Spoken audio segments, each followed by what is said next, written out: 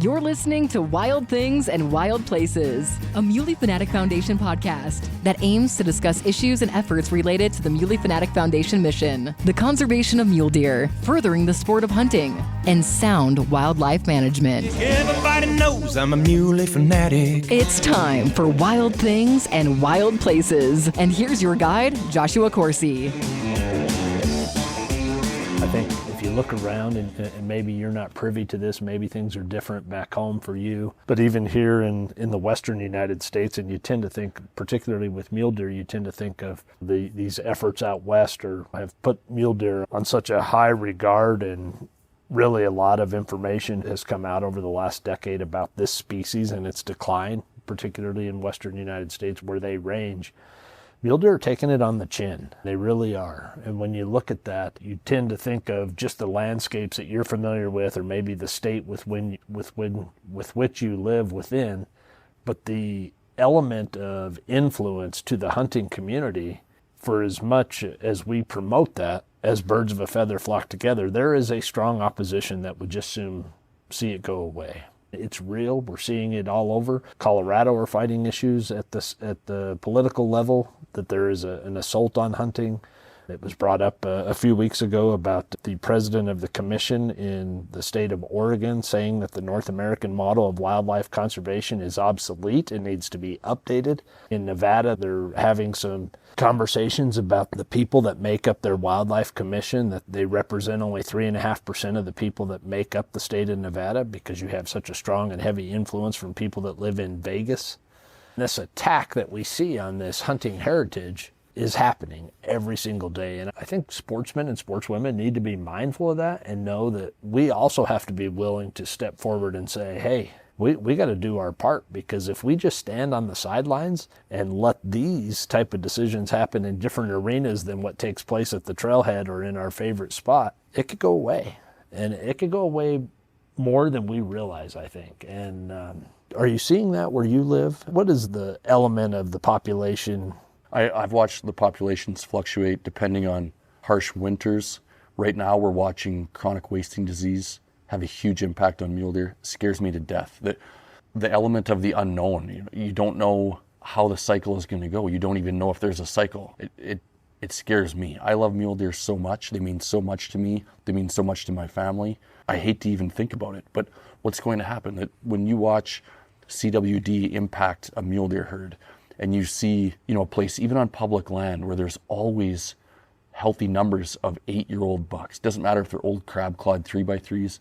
There's always going to be big old bucks that slip through the cracks. They're cagey creatures. And when you go and you witness the fact that all those 8-year-old bucks are gone and there isn't a deer over 4 years old, and people are telling you that it's chronic wasting disease, you can fight it at first and hope that they're not right. But when you see it, like I live out there. What's that look like through the optics of your own firsthand observation? If someone is not familiar or has not lived in a landscape where their deer herd is being impacted by CWD, what if it comes, and many people say it's not a matter of if, but when, what does that look like firsthand?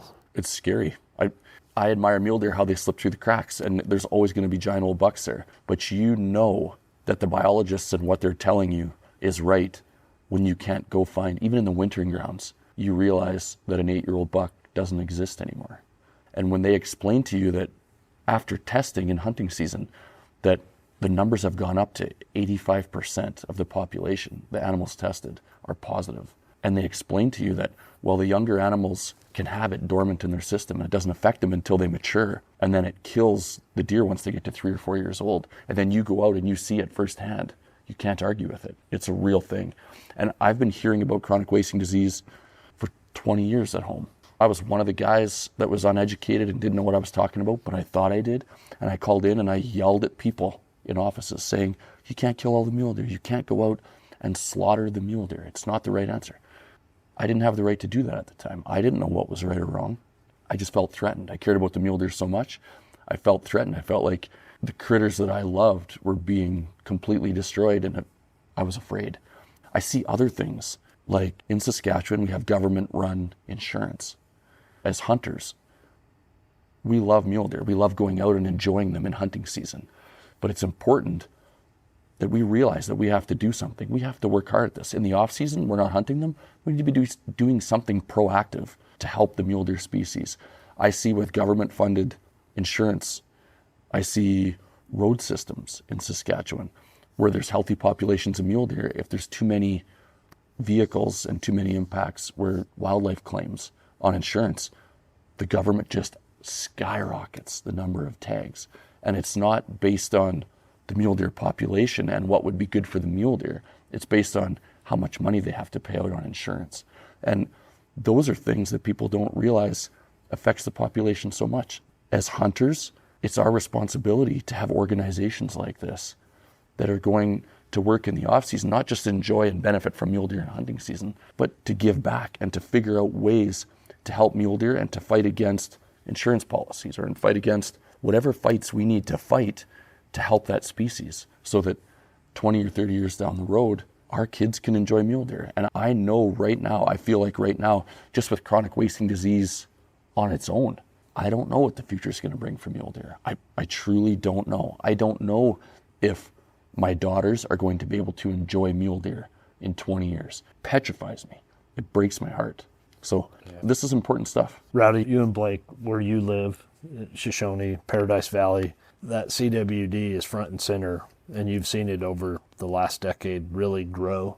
The biggest observation you have been able to see, besides just the diminishing of the herd, is really the ability to even pursue the activity of hunting every fall in a ground or a landscape that you have countless memories with as a child, hunting with your dad or your granddad. Yeah, they're just gone. And I know this is probably supposed to be a fun chat around the cooler here, but let's be real honest with each other. Me and Blake have seen the deer. They vanished. They're gone. They're not there no more. Blake's got a farm. I got a farm. My farm, I used to have 100, 200 deer in the wintertime. Now I go out there, we might see 2, maybe. And I'm not saying that they won't come back, but this is a process that takes years and years to fix. And just like Cody said, we've all had these conversations. I'm scared to death that my kids will never have the opportunity to pursue mule deer in the wild. Yeah, and I related a lot to what Cody just said as far as complaining about regulations and rules that are being implemented with CWD. But when it first came around that they were wanting to kill more and more bucks, I was in the same boat. I was ignorant, saying, why are we killing more deer when they're already hurting? I didn't understand the science behind it, so I related that a lot to that. Now I think the best thing we can do is educate ourselves as sportsmen, as hunters, as conservationists, and really get behind the science of it, because what we're doing is not working, and we've got to find a solution for it. As far as not killing the deer isn't working. Killing the deer, is that going to work? We don't know yet. Where we're at right now, like Rowdy said, it's terrible to see, and how fast it happened is what's really scary, because in 2014 was probably one of the best years of hunting mule deer I had on our place. I killed a big velvet buck with my bow. I had a chance at an even bigger deer, over 200 inches, and I didn't kill that deer, thinking, oh, next year he'll be around. 3-4 years later, you can't even find a deer over 180. It's just, It's terrible. Same thing, I get landowner tags on our farm, and I don't even use them anymore. I give them to family, or I donate them just because the quality isn't there, and I don't enjoy hunting where there's no deer. It's something that we've taken for granted for too long, and now you really realize what you had when it's gone. And right now, where we live right now, it's gone. And wild places just aren't that cool without wild creatures. They're not. That's what enhances it, right? I mean, I've said it for years. That's what makes the country is the critters. Yeah, even our first national park, Yellowstone, the first designated national park, and I'll be grateful for our leaders at that time to even have the concept of a national park system. But you take Yellowstone National Park, and as beautiful as that landscape is, you remove the host and suite of critters within that park, people aren't coming. Old Faithful is cool. The geysers are cool, but what really makes that experience is people seeing our wildlife resources. It's hard not to be on a conversation about mule deer and have the conversation get serious, somber, but that's the feeling that I think those that really are passionate about mule deer have, is that there is a sense of loss. There is a sense of sorrow that comes of what we have seen and what has continued to persist or not persist in recent years is that we just know mule deer are so vulnerable to so many different variables that they really need all the help they can get. And if we're going to spin the conversation back to something a little bit more positive, which certainly, look around us, look what's going to happen here in a few hours. This is going to be a room that's going to be full of excitement, people having a good time. The action item that comes from it is why this is going to be a good time. Right. It's like, how do we step forward? And I think all of us probably have something within our DNA that are intimately involved with wanting to do this, is that we believe the satisfaction and the fulfillment we gain is by being involved in something bigger than us that makes a difference beyond our living years. I think that's the driving impetus of conservation. I'm not doing this for immediate results, but I have someone down the line that means everything to me that I want to make sure has the same opportunity and can reap the same joy and benefits that I did. And that's the motivation, isn't it? You're newlywed. I assume at some point the Fiegler family is going to expand. And I would like to think that's part of the motivation that right now is you as a young man who's been very engaged to this effort here with the Tin Country chapter, Blake, is like you ultimately see the bigger picture. That's very impressive. It's something to be applauded and celebrated, and my hat's off to you, and even though I didn't wear a hat today, that's it. Yeah, well, I appreciate that. If I'm going to say anything about this podcast, I just want to say that Cody being here and what he did last fall just is a great example of his character and who he is as a person. He's not about himself. He's all about everybody else, and he's about conservation and mule deer. And just it goes to show of who he is and what he stands for to be here and what he did last fall. So really appreciate that. Yeah, that's really cool. I appreciate all of you guys. I am grateful that I was invited because it was the best hunt that I did for myself last fall. It was good stuff. And you guys came into my life. My favorite thing about hunting, my favorite thing, I have learned when you're 80 years old, there ain't going to be a set of antlers sitting beside you saying goodbye to you. It's going to be your friends. I have learned that the people in hunting, the people that come into your life, are the most important thing. And I'm grateful for all of you guys. I'm grateful that I met you guys. I'm grateful you invited me on that hunt so that all of this could happen. I appreciate each and every one of you. On that note, I want everybody to have, and it can be any question you want to bring to Cody. It can be anything under the sun. It can be anything. And we're going to start with you, Rowdy. All right. Just throw something at Cody. What I can tell you is you can't ask him about how Canada came up with the beaver to be their national animal. I can't ask that. You can't talk about beaver on this podcast.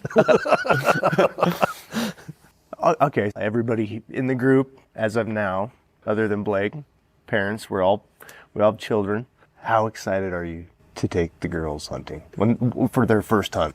So this is where I'll start with, and I know we're going to make this like a 20-hour podcast, but I do want to say I have seen so many kids get pressured into doing something following their parents' dreams. And I want to say as a disclaimer, if my kids choose not to hunt, I'll be okay with it. Obviously, I would love to see them hunt, but if Berkeley or Bowie want to be ballerinas, hockey players, whatever they want, I'm going to take time away from hunting and go and do that with them and just be the best dad I can be. I love being a dad. It's cool stuff. With all that said, now that I've thrown the disclaimer out there, I am going to be happiest, proudest dad in the world if they want to go hunting. In Saskatchewan, you can't hunt until you're 12 years old. Berkeley's coming up on that. She's 10 years old right now. She's a girly girl. She's like her mom, but her mom's a hunter. Her mom didn't start hunting until she was 20 or 21 or 22. As a kid, all she knew was shopping and fingernail polish and makeup and fancy hair and eyelashes and stuff. And Berkeley's like that, and she has different waves right now. She goes through stages. Dad, I want to hunt a moose. The first animal I want to hunt is a moose. And I get like butterflies. I'm like, oh, you want a $40,000 moose hunt? I'm going to get it for you, girl. And then if you want to go hunt gophers, moose, whatever you want, it's going to happen. She'll be spoiled in that regard. And then she goes through days where I come home from hunting and I got blood on my hands and I come in and I'm tired. And she goes, oh, gross. That's gross, Dad. That's weird. You're weird that you're a hunter. And you know what? I get both sides of it. I really do. I get the non-hunting side of things. I see it because I love animals. I don't hunt because I love killing stuff. I hunt because I love animals. And one thing that got me really excited this past month, we go skating down at the rink. The grade 5 class where Berkeley and Bowie go to school, we go skating.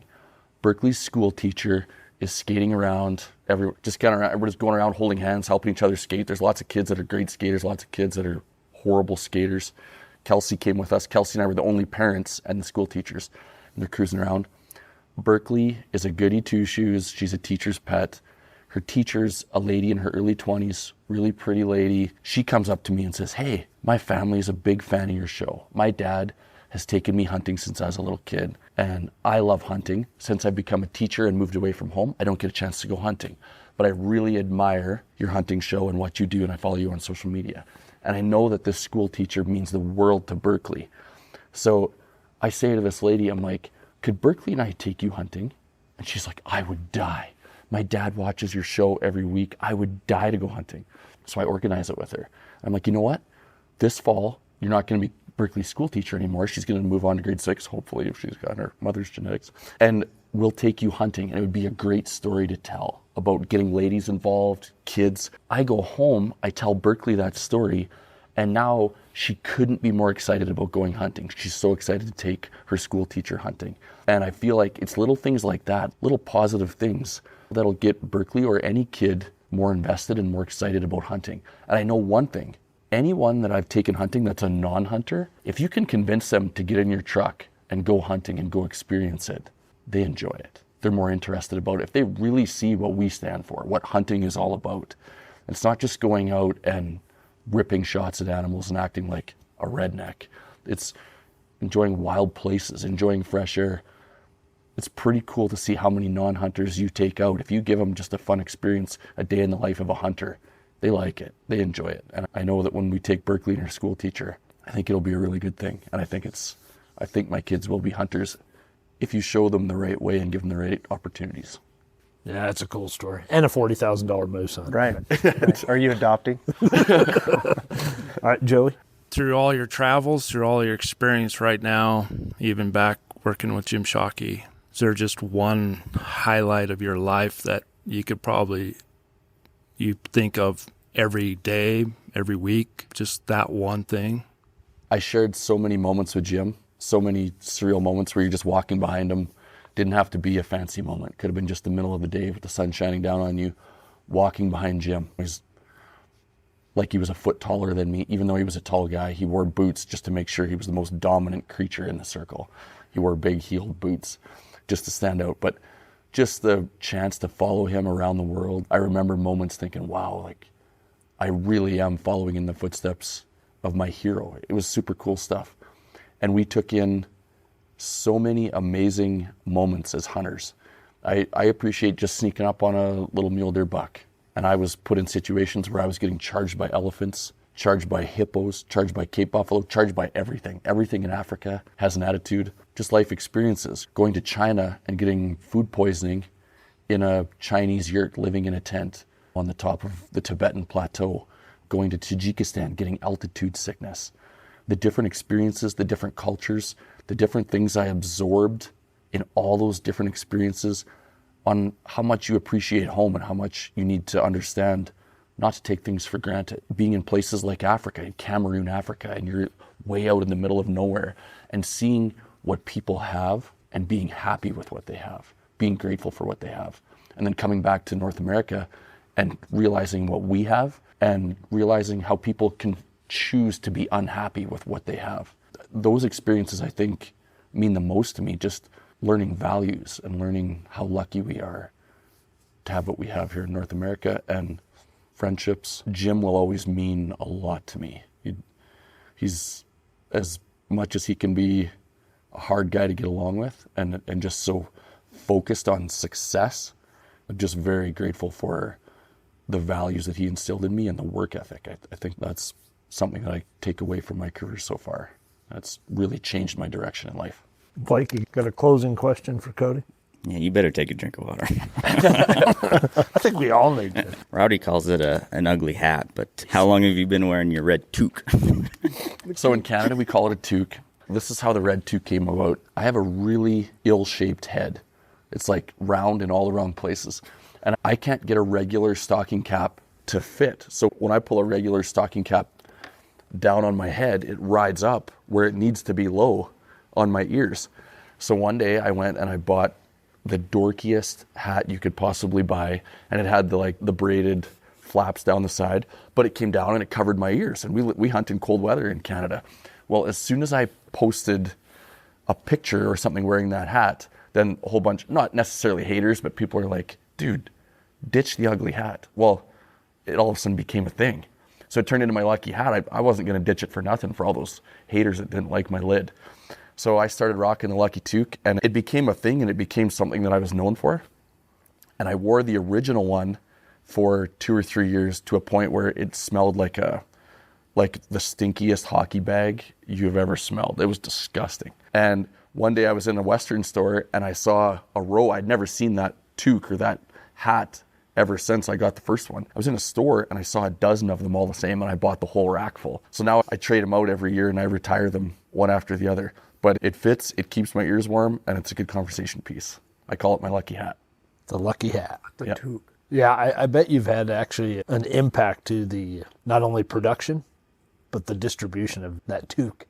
There's definitely people that post, a wife or someone will post, say, oh, I just got my kid your toque. I found it in a Western store. There's definitely a lot of people that post with them. All right, Cody, it's been great to be able to sit down and just make some time to chat with you. We're excited about tonight's event. Rowdy, Blake, congratulations to you and the team. Kevin, Tristan, Troy, Zach, Mark, the list goes on. Aubrey. You start naming names and eventually you lose someone there. Yeah, we have a great crew. You have a great team, and you should be very proud of what you've been able to put together. The community certainly recognizes the importance of conservation. My wife and I play this game like I used to play with my brother when we were kids with Volkswagen slug bugs, where you'd punch each other. My wife doesn't punch me, thank goodness, but we play it with the conservation plates that Wyoming is unique to have. And it's amazing how many of those conservation plates you see when you're coming to Fremont County. This county gets it. They understand conservation.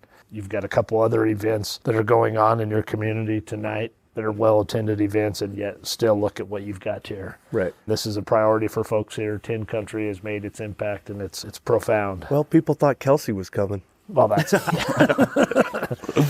on that note, Cody, I guess where I was going with that is to ask you a final question. It's something that we've been working on collaboratively with you. It'll be making its debut shortly, but I guess my question is, when you hear We Are MFF, how does that resonate, and what does that mean to you?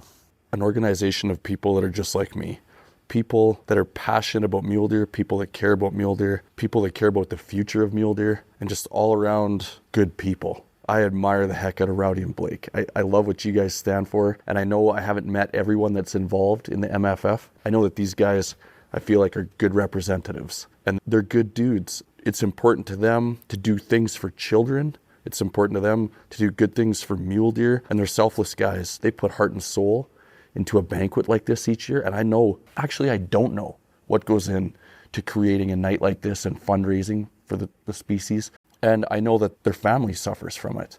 And I know that there's lots of other people that are a part of the MFF that are just like Rowdy and Blake. I think it's incredible. I think it's incredible that people like you guys band together and it matters to you, and you've created what you've created, and the species is going to benefit from it, and they already have. And it's awesome stuff. And I hope I get to be a part of it and get to watch it grow from here. And I'm excited about it. Thanks, Cody. All right, well, that's going to wrap up Wild Things and Wild Places. Cody, you're going to be at the Mile High Hunt and Fish Expo in Denver at the beginning of April, and then come back for Mule Deer Days in Rock Springs, an event that we're excited to be able to have you be a part of. I think the one thing I would share with listeners is if you want to talk to Cody about mule deer, he is really the most approachable guy that you can find that just loves to talk about mule deer. And I guess a follow-up question, after seeing that video last night, I just need to know, there's a strong love of whitetail and there is a strong love of mule deer. Is it neck and neck? I love hunting, man. I love it. It's crazy. When I'm hunting mule deer, I say to the camera, so Richie, he doesn't let me exaggerate on anything. He's a Googler. He's a statistics guy. You can't BS cameraman Richie. And when I'm on a hunt, the first day of the hunt, I'll be like, oh, moose hunting is my favorite. You say that about everything. And I've realized that just living life is my favorite. I no matter what I'm doing, I love it. I love mule deer hunting. I love whitetail hunting. I love moose hunting. If I'm gopher hunting, I love it. But mule deer will always own 99% of my heart when it comes to wildlife, just because of the doors that have opened for me and what the mule deer gods have given me. It's cool stuff. Sitting behind us right now, I have 2 of the top 10 mule deer in Pope and Young for non-typical mule deer. And that's luck. It's nothing that I did. I love mule deer. I love going out there and spending time with them. But I've been like one of the chosen ones where they have rewarded me so many times over, and I've got to experience so many amazing moments in mule deer country. So I have to say that mule deer are above whitetails. They're above anything else. They're super important to me. That's cool. That's very cool. All right, I'm sorry, but I thought of something else I was going to ask you. Okay. And you had to know this was coming. There's a live auction item that we were walking by last night as Rowdy was giving me the lowdown of their lineup. And this is something that you apparently are a part of. But this will be after, by the time this airs, so we should talk about it now. But you have a vasectomy. Oh, geez. Oh, yeah. Well, Cody's an expert on vasectomy. Aren't you, buddy? If you guys want to raise money auctioning off your vasectomy, you don't want me to go on stage and tell my story about my vasectomy, because no one will bid. Well, wives might bid, but the husbands won't bid. Great balls of fire, and you got a ginger. I don't know if we're allowed to go there right now. Oh, you can do anything. There's no limitations to this. Do you guys want me to tell my vasectomy story? I do, yeah. Okay. We got to hear it. So my wife, she comes to me. I don't know, for folks out there, my wife's name is Kelsey. She's the co-host of our Live to Hunt TV show. We have 2 children. She had morning sickness every single second of both of her pregnancies. So after number 2, she says, "You're getting a vasectomy. You're done. It's over." I'm like, "Well, we got to try for a boy, girl. Like, we got to hand the Raptor 7 down to somebody. The girls can take over. You ain't having a boy." And I didn't take her serious. After about 2 or 3 months, she came to me and said, "Okay, I'm cutting you off today. It's over." And she wasn't bluffing. So I had to book in my vasectomy. She booked it for me, and she books me in, and it's a new thing. I don't know if you guys have it down here in the States, but in Canada, in Saskatchewan, it's called gentle procedures. Now, I think it's a very false way to label a procedure, but I hear it on the radio after she books me in. I hear advertisements on the radio a couple times, and I hear this soothing, beautiful church music, and I hear this voice come on and say, "Come in and book your appointment today for your vasectomy. Gentle procedures, the most enjoyable experience you'll ever have in your life." That's what they made it sound like anyway. I was petrified. I was having nightmares. The night before my vasectomy, I'm not a jealous guy. Like, I don't get jealous in any way. I've never questioned Kelsey on anything. I trust her with all my heart. I come out of the bathroom, ready for bed. I brush my teeth. I come walking out. She's sitting in our bed, and I come around the corner and surprise her, and she throws her phone under the covers and turns beet red right away. And for some reason, I look at her in disbelief, and I think, she's cheating on me. She's got an affair going on. And I look at her and I say, "What are you doing?" And she goes, "Nothing, I'm not doing anything." I said, "Hand me your phone. Who were you talking to?" She says, "I wasn't talking to anybody, and you don't want to see my phone." I'm like, "Yes, I do." Like, I'm getting more and more curious. I'm like, "Give me that damn phone." She said, "Oh my gosh, this is bad." And I'm thinking, 100%, I'm going to open a picture of a naked guy on her phone or something, or a conversation that's going on. My heart is pounding. Like, I'm ready to fight. I get her phone, and it is a naked guy, but it's a video. It's a YouTube video of gentle procedures. She's watching the procedure I'm going to get the next day. And I'm like, "What the hell is this?" And she says, "That's what you're going to get done to yourself tomorrow. I don't think you should watch it." I'm like, "I'm watching it." She says, "I don't think you should. It's a really bad idea." I rewind it. I take the little cursor. I take it back to the front of the video. And I watch the entire procedure of gentle procedures. And I watch a guy get smashed with an air gun. With this procedure, they don't cut you. They call it scalpelless and stitchesless and whatever, and needleless. And they shoot you with an air gun of freezing. So it penetrates your skin without cutting you or poking you. It penetrates your skin and freezes you. And you get 6 shots. And then I watch these little pokers come in and poke your equipment, and then these spreaders with a spring spread open, and it just stretches your skin, and then they do all their work on the cords. And I'm watching this, and I'm about to puke. There's no way I'm going to be able to sleep that night or go in to get this procedure done. I go in there, and I walk into this room, and I meet Bill, the scrotum washer, who's 65 years old, really nice guy. I sit down, I meet the doctor, and Bill, the scrotum washer, at first I got this like phobia of a guy like massaging your equipment, right? And about 2 minutes in, I realized this guy's really good at his job and it's really enjoyable. So I get really comfortable. 2 minutes, huh? Yeah, it was great. Bill was great at his job. Now, I'm sitting in the stirrups there, and Bill's doing his work and everything, and I'm taking note how nice it felt, like his fingernails and everything. I can feel like all the detail of what he's doing, getting me ready with his little face cloth. And then the doctor comes in and he says, okay, we have a little air gun here and we're going to whack you with it. And he said, the only bad part of the entire procedure is the first shot. And it's going to feel like a rubber band snapping you. It's not going to be awesome. I'm like, okay. I said, actually, my wife and I watched a video last night. I know what you're going to do. I've seen all this. He's like, okay, so all you got to do is get through the first snap and we're good to go. I'm like, okay, here we go. So I close my eyes and he gets in there and he winds up with his little air gun and whack. And it was as bad as you can imagine. It was like brings tears to your eyes. And I kind of fold up like a cheap tent and they give me like 30 seconds to recover. And they're like, hey man, you're good to go. That's the worst part. You're not going to feel a thing from here on out. So I put my feet back in the stirrups and I regroup. And Bill gets back in there and he grabs with his beautiful fingernails and his soft fingertips, and I can still feel all the details. And I'm like, why can I feel that? And while I'm thinking that, whack, they hit me again and I fold up like a cheap tent. And I felt the second shot as much as I felt the first shot. And now I already had tears in my eyes, so now I'm like crying. And I'm like, oh, that was horrible. It hurt so bad. And the doctors, you didn't feel that. I'm like, well, I'm not making it up right now. It's real. And they're like, wow, you shouldn't feel that. Here, let's try another one. And I feel Bill, the scrotum washer, grab me again, and I can still feel all the details, and whack, and I cry even harder. It turns out they gave me 18 shots of freezing instead of 6, and I felt the 18th one as much as I felt the first one. And I'm like, you know what? Just do it. I don't want any more freezing. I feel it just as much as the first one. Just do it. Well, they stab me with the pokers. They do the spreaders. It was the most awful experience of my life. I got through it. I limped out of the building, and it was not a gentle procedure. A week later, I love telling funny stories. So I'm sitting around in our living room, and we have some friends over, some couples over, and I'm acting out this story, and I'm jumping around, I'm telling it. And one of my guy buddies, it's like he zones out, and he gets on his phone, and he's not even paying attention to me talking. He's a chiropractor, and he analyzes things. Here he Googles it. About 2 minutes later, he just bursts out laughing and throws his phone. And he says, I found out why that was happening. And everyone's like, why? What's going on? He said, well, there's a reason that gingers have a phobia of dentists is because they don't take to freezing. They take a lot more freezing than another person. He said, apparently, gingers don't take to freezing when it comes to this new procedure for vasectomies, and you can feel everything. And it was legit. I felt the whole entire thing, and it was the most awful experience of my life. I'm glad this is Aaron Rowdy after your event, because I don't know that your live auction vasectomy would do very well. It's a gentle procedure. It's a gentle procedure. Define gentle. It's relative. Yeah. Oh, that's funny. Bill the scrotum washer, though. What a moniker. He was a good dude. Cody, appreciate the time, man. It's great. I appreciate you guys. And I'm super excited to be here. I'm excited about tonight. Yeah. And excited about the relationship with MFF. I feel like I'm where I belong, and I'm just so grateful that I found you guys, or you found me, or whatever. But I am super excited about the future. Good stuff.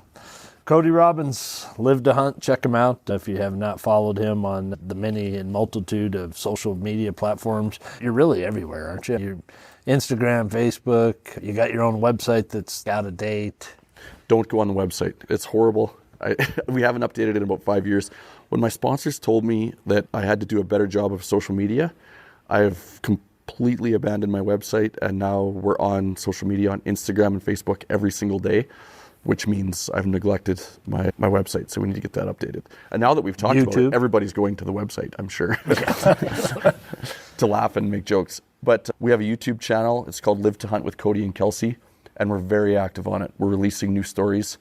Our thing is just trying to tell a really good hunting story. We're trying to make people laugh, or we're trying to share the story of a giant buck that everybody dreams about hunting.